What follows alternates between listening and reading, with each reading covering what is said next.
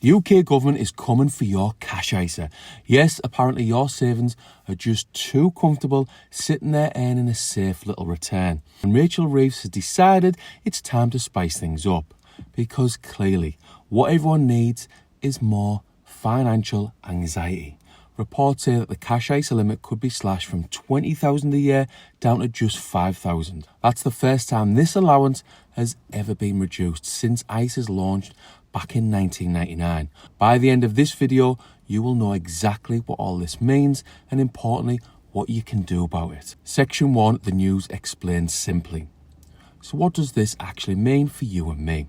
Well, if you're someone who likes the idea of earning tax-free interest on your savings without having to become the next Warren Buffett, the government is now saying time to grow up and risk it all on the stock market, like the rest of them. Think about it.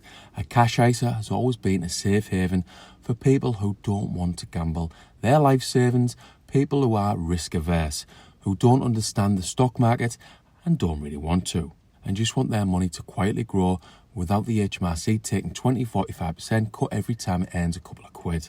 But apparently that's too easy. And you know, governments, if there's something you're enjoying without being taxed to oblivion, it's only a matter of time before they find a way to ruin it. Just to be transparent, I am 100% an investor, but I do feel strongly that you should be given the choice. Let me know below, are you a saver or an investor? Section 2, why they're doing it. Now, the official reason they're giving us is, well, stocks and shares ISAs give better returns over the long term. We're just helping people invest more for their future. Now, I don't want to get too political, but I'm not sure the government has our best interests at heart. Let's be honest, if they genuinely cared about your financial growth, your financial future, they would make banks low interest rates to reduce their mortgage payments. Remove tax on all your savings interest because you've already paid tax to earn that money in the first place. On the subject of tax, see below for a recent video all about legal ways to avoid tax in the UK. And maybe, just maybe, manage their own budget properly so they don't have to raid ours literally every 6 months. But instead, their solution is, you know what, will really help people who don't understand investing, who don't have a clue, will force them to invest. The truth is, it will probably end in tears, anxiety, and a million questions like, how do I start? What stocks do I choose? What's compound interest? What's an ETF or an index fund? If you want to fully prepare for investing in the stock market, you can join my free investing community on School. See below for the link. Now, before we go any further, this isn't financial advice. See below for the full disclaimer. Section 3, the real reason. Here's the thing. This move isn't really about you, it's about them. They want your money working harder. But not for you, for them. Here's how it works. If your money flows into stocks, it makes the market look better. Politicians can brag about growth. Everyone claps at question time.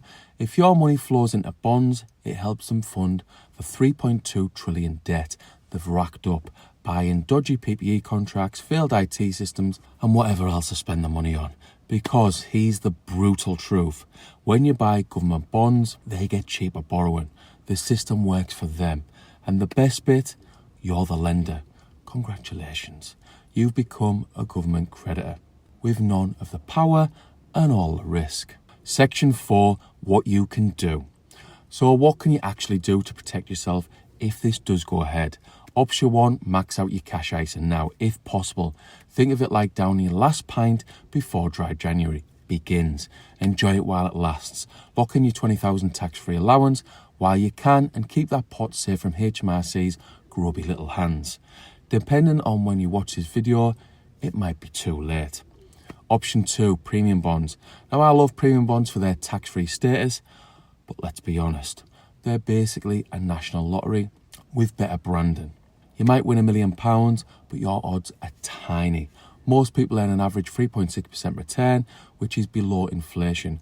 But I got much lower when me and my wife invested a combined £70,000 for 4 years, about 10 years ago. We got less than 1% returns each year. So yes, you'll feel the FOMO every time they announce winners, but chances are you'll just end up slightly behind inflation, with a mild gambling addiction. Option 3, stocks and shares ISA. This is where it gets interesting. I know the idea of investing sounds terrifying if you've never done it. Stocks, ETFs, index funds, it sounds like a language invented to make us feel thick.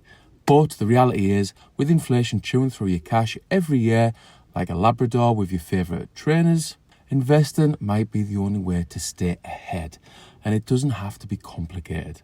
Most people just buy a simple index fund like the S&P 500 or Nasdaq 100. Historically, these give average returns of 10 to 12% a year.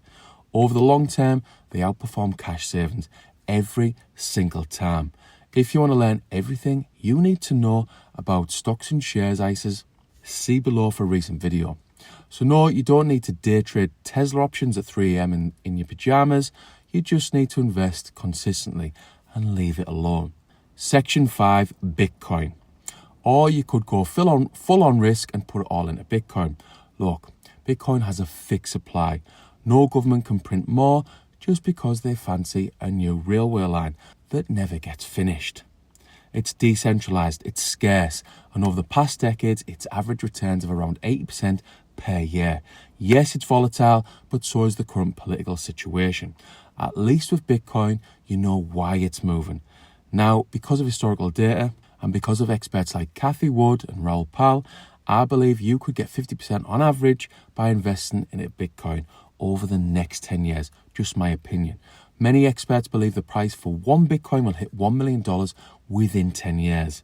If you invest £500 per month into Bitcoin and achieve 50% returns on average each year for 10 years, you could potentially end up with a huge sum of £1.5 million. See below for a video where I go into this in much more detail. Section 6, the big problem no one mentions. But here's what really worries me. They're starting with cash ISAs. What next? Imagine a future where you're forced to invest your entire stocks and shares ISA allowance into only UK companies. Because if there's one thing politicians love more than your tax money, it's controlling where it goes. And let's be honest, if I was forced to invest solely in the FTSE 100, I'd probably rather put all of that money into the lottery, premium bonds, or maybe football bets on the weekend. They keep talking about stimulating UK growth, but at what cost? Forcing cautious savers into risky investments they don't understand isn't education, it's coercion, in my opinion. And that's not how to build a financially secure population, again, my opinion. Summary. So what do you think? Is this another sneaky tax grab disguised as helping us investors better, or is it actually going to make the UK economy stronger? Let me know your thoughts in the comments below. I read every single comment and it genuinely helps me make better videos for you and helps me to grow the channel so I can help other investors. Now, I've been investing for 24 years and I've had to learn the hard way. If you want my help and support, I've got free investing resources below in the description, like my investing cheat sheet or my free ebook.